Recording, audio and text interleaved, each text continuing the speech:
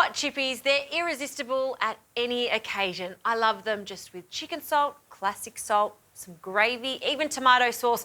But have you ever tried them with curry sauce? They are addictive. And the first time I tried this was in England. Now, they just had a classic curry sauce, but I want to make mine even more special by using a Japanese curry sauce. It's mild in flavour, so it's not intense, and it's slightly sweet, which will go really nice with some salty chippies. So what I've got over here are some chips cooking. I've made my own. What I've done is just blanched some Desiree potatoes, and then I just placed them into some hot oil, and they're frying up nicely now. Now, while they're cooking, let's get onto our curry sauce. Now, I'm using this Hawker style variety. This is a great little pouch to have on standby when you want to make a recipe like this. It's also fantastic if you wanted to make a full-on curry with some beef or chicken in it. So it's as simple as warming up the thick sauce, and you will see it's quite thick, and that's how it should be, because classically, this Japanese curry sauce is made with a roux. So flour and butter is started off along with the spices and then some liquid. So we'll just squeeze that out of its pouch.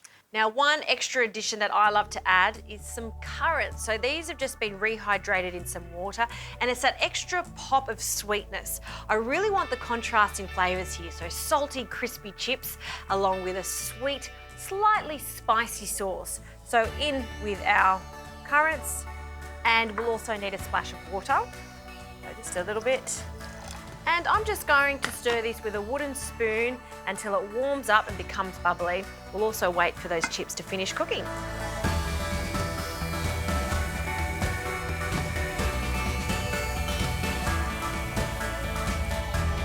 All right, this sauce has thickened up nicely. Chippies are golden and crisp, that's what we're after. So straight onto some paper toweling just to drain off that excess oil. And chippies are never complete without some salt. So a good pinch of salt over the hot chips. Sprinkle that over. And I've got this cute little basket. Grab some tongs and we'll just pile them all up.